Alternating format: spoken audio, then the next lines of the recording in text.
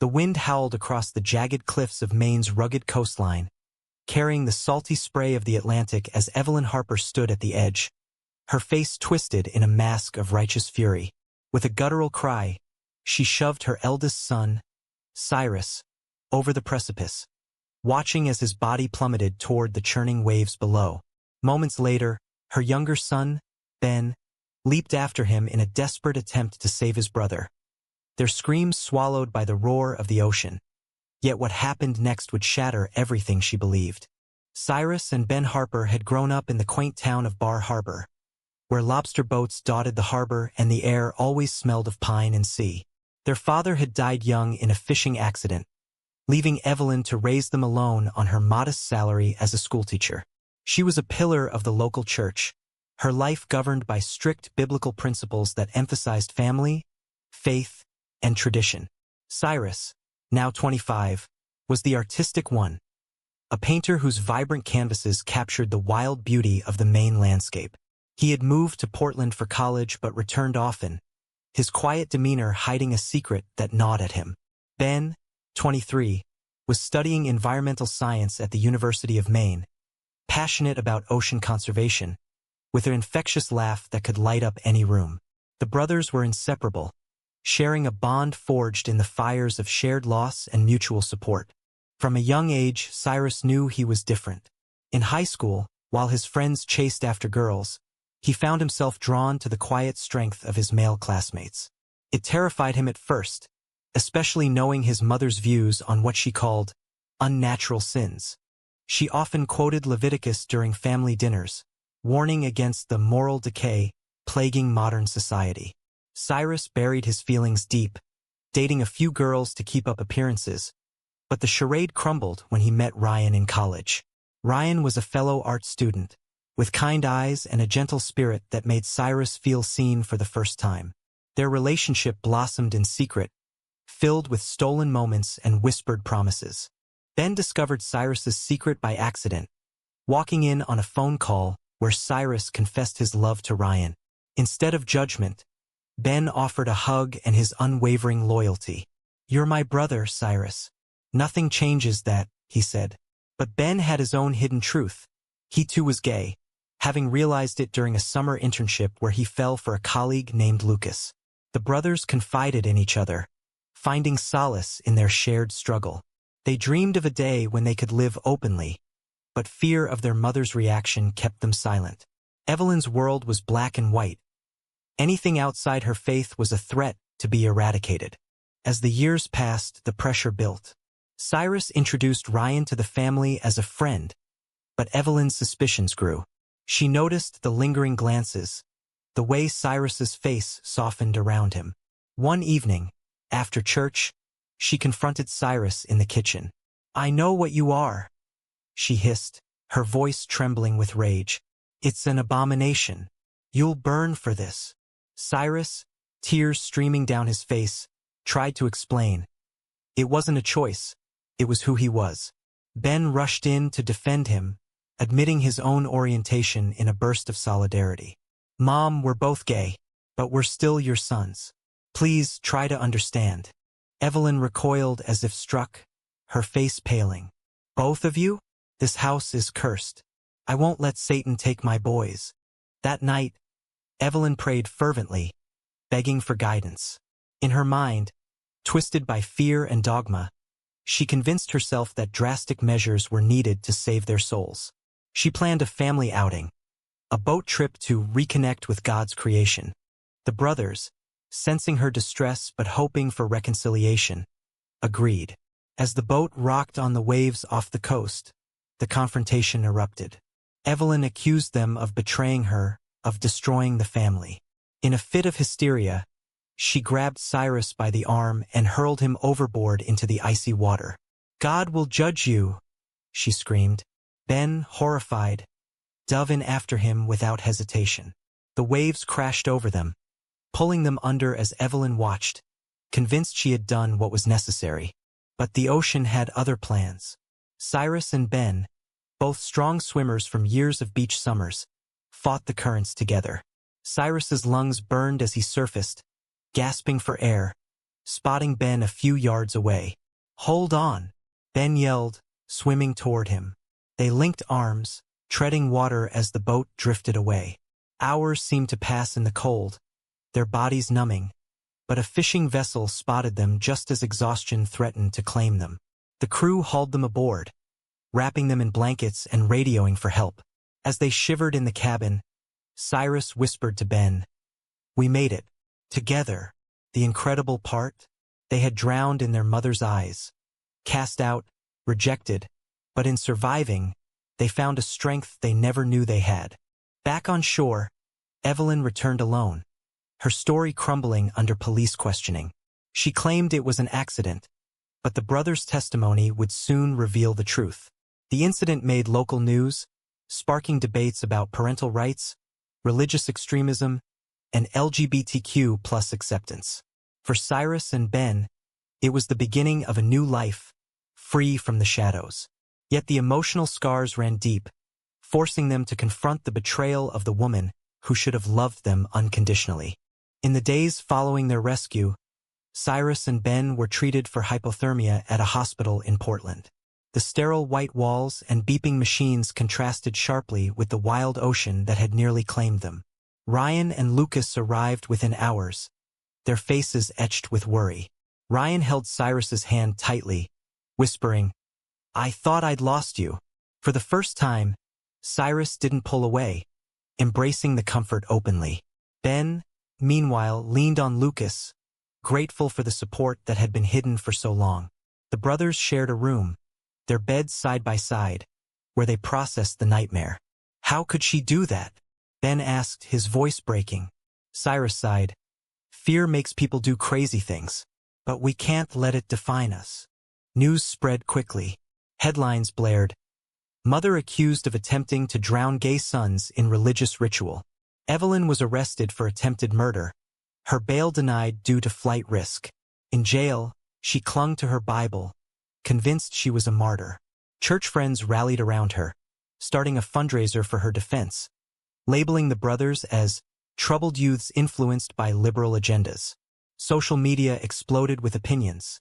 Some condemned her as a monster, others defended her right to religious freedom. Cyrus and Ben became unwilling symbols in a larger cultural war, their personal pain dissected by strangers. As they recovered, the brothers faced tough choices. Cyrus decided to press charges fully, believing accountability was necessary. "If we let this slide, it sends a message that hate is okay if it's wrapped in faith," he told Ben. Ben hesitated, torn between justice and the lingering love for their mother. "She's our mom, Cyrus. What if this destroys her?" Their conversations were raw, filled with tears and anger. Ryan encouraged Cyrus to prioritize his healing, while Lucas helped Ben navigate his guilt. The relationships deepened under the strain. Cyrus and Ryan discussed moving in together, dreaming of a future unmarred by secrets.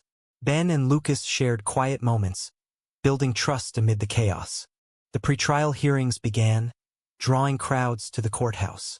Evelyn's lawyer argued diminished capacity, claiming her actions stemmed from a mental breakdown triggered by her son's lifestyle choices.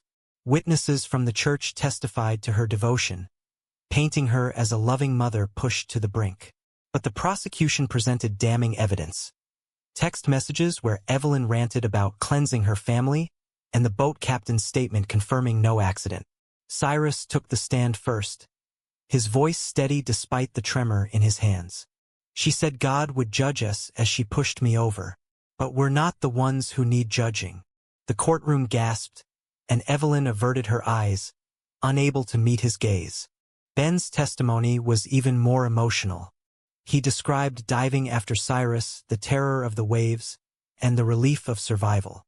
"I love my brother, and I love who I am. Why couldn't she?" Cross-examination was brutal. The defense implied the brothers provoked her, questioning their deviant behavior. It ignited fury in the gallery, with LGBTQ+ activists protesting outside. The case highlighted societal rifts.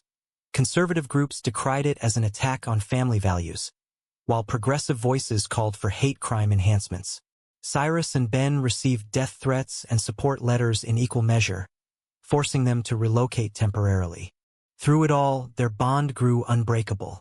Late nights were spent reminiscing about happier times, childhood hikes in Acadia National Park, their father's stories of the sea. But nostalgia mingled with grief for the mother they lost long before the cliff. Evelyn, from her cell, wrote letters pleading for forgiveness, but they rang hollow, laced with scripture rather than genuine remorse. "I did it to save you," one read. Cyrus crumpled it, feeling a mix of pity and resolve. Ben, softer-hearted, visited her once, behind glass. "Mom, love isn't conditional," he said. She wept, but her words remained defiant. "The Bible says," he left, heart heavy, knowing reconciliation might be impossible. As the trial loomed, tension mounted. Cyrus threw himself into his art, painting stormy seas that symbolized their turmoil, with hints of light breaking through. Ben channeled his energy into advocacy, speaking at campus events about LGBTQ+ rights and family acceptance. Their partners stood by them, offering stability in the storm. Ryan proposed to Cyrus one evening under the stars, a simple ring symbolizing hope. "No matter what happens, we're building our own family." Ben and Lucas followed suit, planning a quiet commitment ceremony. These moments of joy contrasted the darkness, reminding them that love could triumph over hate. Yet doubts crept in. What if the jury sympathized with Evelyn? What if their story fueled more division? The brothers leaned on each other, their choices defining not just their future, but a broader narrative of resilience. Survival wasn't just physical, it was emotional, a testament to choosing authenticity over fear. As the court date approached, the world watched, waiting for justice to unfold. The trial opened on a crisp autumn morning, the Portland courthouse buzzing with reporters and demonstrators. Banners waved outside. "Love is love," clashed with "Protect parental rights." Inside, Cyrus and Ben sat stoically, flanked by Ryan and Lucas, as the jury was sworn in. Evelyn entered in an orange jumpsuit, her once impeccable hair disheveled, eyes downcast. The prosecutor, a sharp woman named Ms. Rivera, outlined the case. "This is not about religion. It's about attempted murder driven by prejudice." The defense countered. Mrs. Harper acted in a moment of desperation, believing she was saving her son's eternal souls. Opening statements set the tone for a battle of ideologies. Witnesses paraded through. Neighbors recalling Evelyn's kindness, contrasted with friends of the brothers testifying to her growing intolerance. A psychologist for the defense diagnosed her with acute religious delusion, arguing she wasn't in control. But the prosecution's expert rebutted, calling it bigotry masked as mental illness. Cyrus's heart raced as exhibits were shown. Photos of the cliff, medical reports of their injuries. When Ryan took the stand, he spoke of Cyrus's fear of coming out. He loved his mother, but her views made him hide who he is. The jury shifted uncomfortably, humanizing the abstract debate. Ben's cross-examination was pivotal. The defense lawyer pressed, "Didn't you argue with your mother that day? Could your words have escalated things?" Ben met his gaze firmly. "We begged her to accept us. She chose violence." Murmurs rippled through the room. Evelyn, listening, buried her face in her hands. That night, back at their temporary apartment, the brothers decompressed. "It's like reliving it all," Cyrus admitted. Ben nodded. "But we're stronger now." Their partners cooked dinner, turning the space into a haven of normalcy amid the frenzy. Media coverage intensified, with talk shows dissecting the case.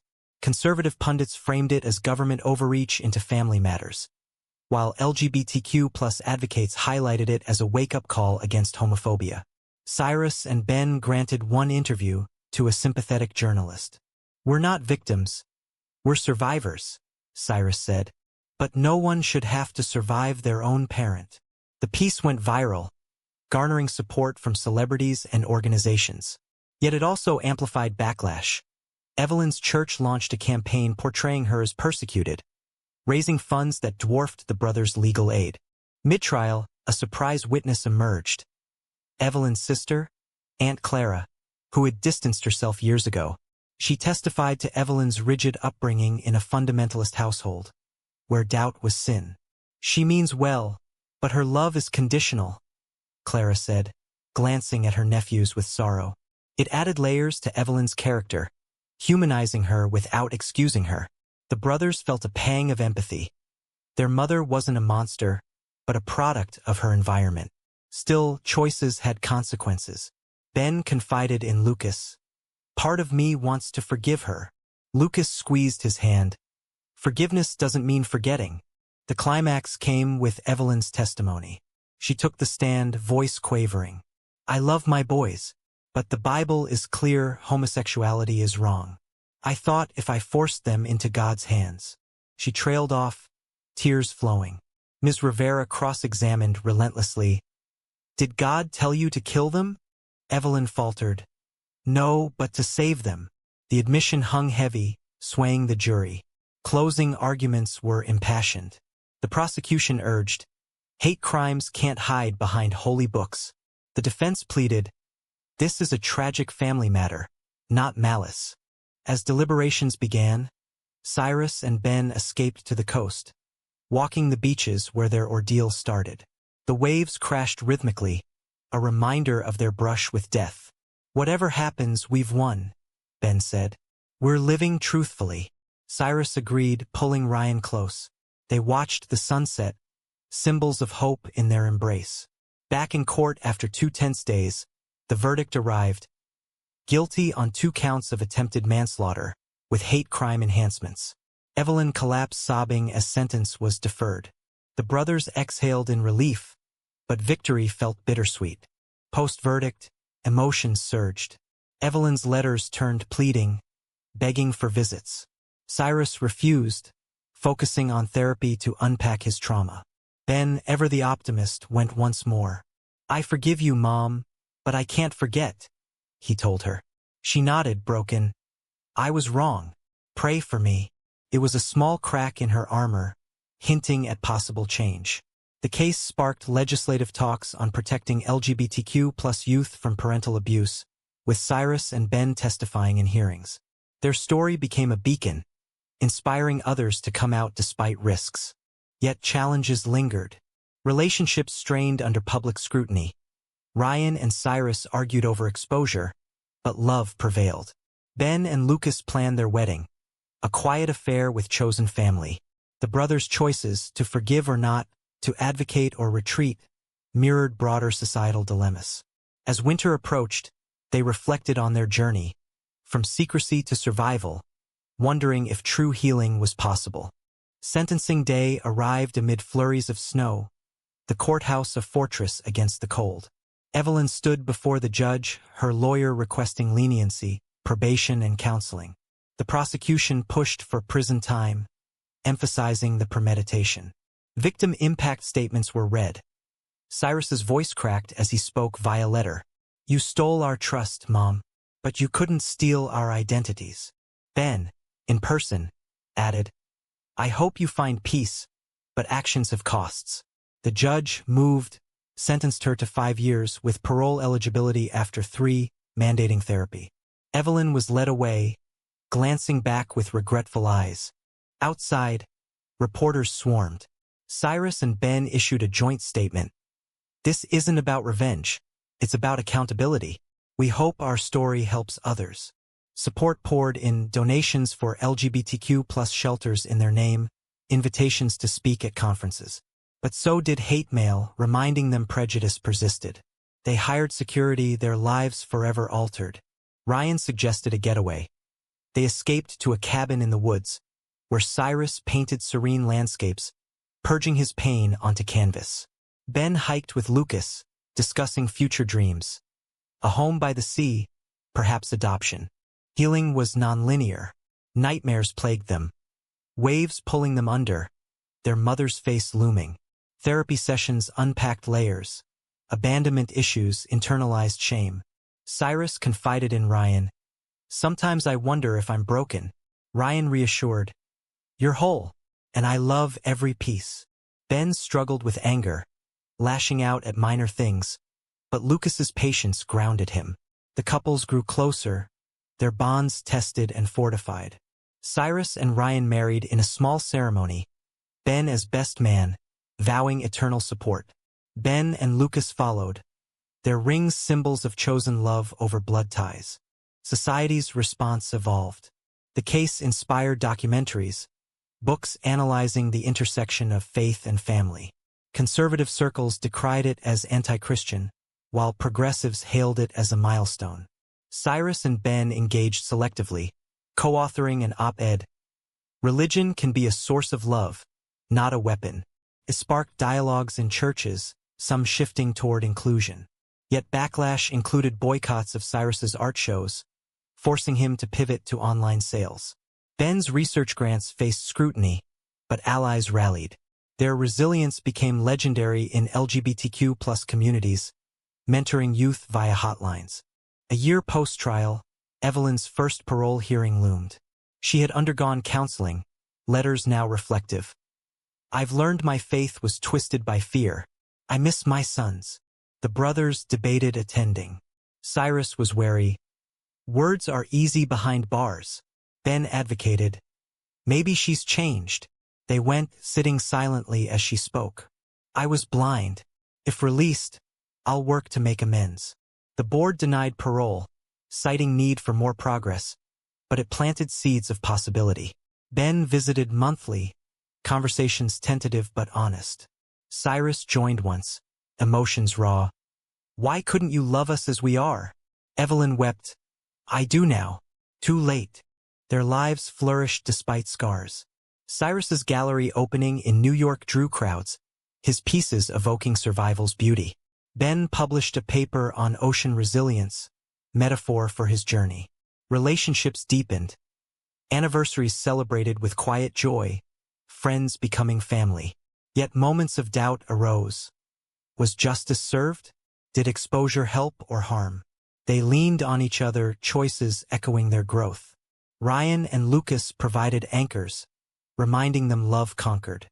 As time passed, the incredible miracle of their survival manifested in advocacy. They founded a foundation for LGBTQ+ youth rejected by families, offering shelters and counseling. Stories poured in, teens inspired to live authentically. One young man wrote, "Your story saved me from despair. It validated their pain's purpose." Evelyn, from prison, donated her small savings to the cause, a gesture of atonement. The brothers acknowledged it privately, forgiveness budding slowly. Reflecting on the cliff's edge, they marveled at their path. From near death to empowerment. Choices defined them: to survive, to fight, to love. Society's conflicts mirrored their own, but hope endured. As spring bloomed, they stood on that same coast, waves gentle now, symbolizing renewal. The miracle wasn't just living, it was thriving beyond betrayal. 2 years after the incident, Cyrus and Ben's foundation thrived, expanding to multiple states with grants from allies. They traveled for speaking engagements, sharing their tale to packed auditoriums. "Survival isn't luck, it's choice," Cyrus often said. Ben added, "And love is the ultimate rebellion." Their partners joined panels, discussing support's role in healing.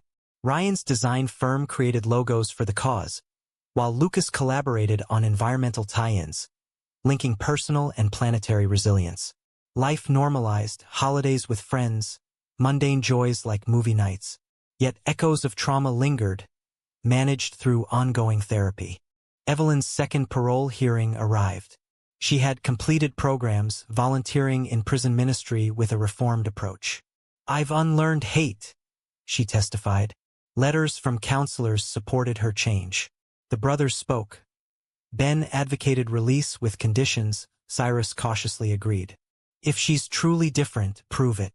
Parole was granted, with probation and no contact unless initiated by them. Evelyn moved to a halfway house, starting anew as a counselor for faith-based recovery, focusing on inclusive interpretations. Her first outreach? A tentative email, "I'm proud of who you've become." Ben replied warmly. Cyrus took longer, but eventually met her for coffee. The reunion was awkward, filled with silences and tears. "I failed you," Evelyn admitted. Cyrus nodded. Yes, but you're trying now. Ben facilitated bridging gaps. It wasn't instant forgiveness, but a start. Family redefined on their terms. Society watched, articles praising redemption arcs. Yet critics argued it minimized her crime. The brothers navigated nuance. Change is possible, but accountability remains. Their story evolved from tragedy to inspiration, fueling debates on rehabilitation. Professionally, Cyrus's art gained international acclaim, exhibitions exploring identity and survival. Ben earned his PhD leading conservation projects. Their marriages strengthened, discussions of children arising, adoption paths explored. Friends marveled at their growth, from broken to unbreakable. Challenges persisted. Occasional harassment, but community shielded them. The miracle deepened. They hadn't just survived. They transformed pain into purpose. As the anniversary approached, they returned to the cliff, now a site of reflection.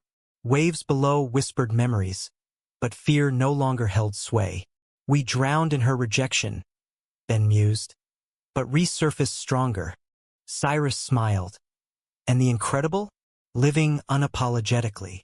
They tossed flowers into the sea, honoring their journey.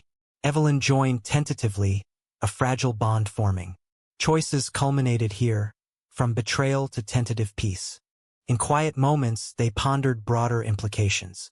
Their case influenced laws, with states enhancing protections for LGBTQ+ minors. Churches split, some embracing inclusion. Yet division endured, homophobia persisting in pockets. The brothers remained advocates, voices for the voiceless. Love, they knew, was the true miracle, defiant, enduring. As suns set over the horizon, they embraced, ready for whatever came next.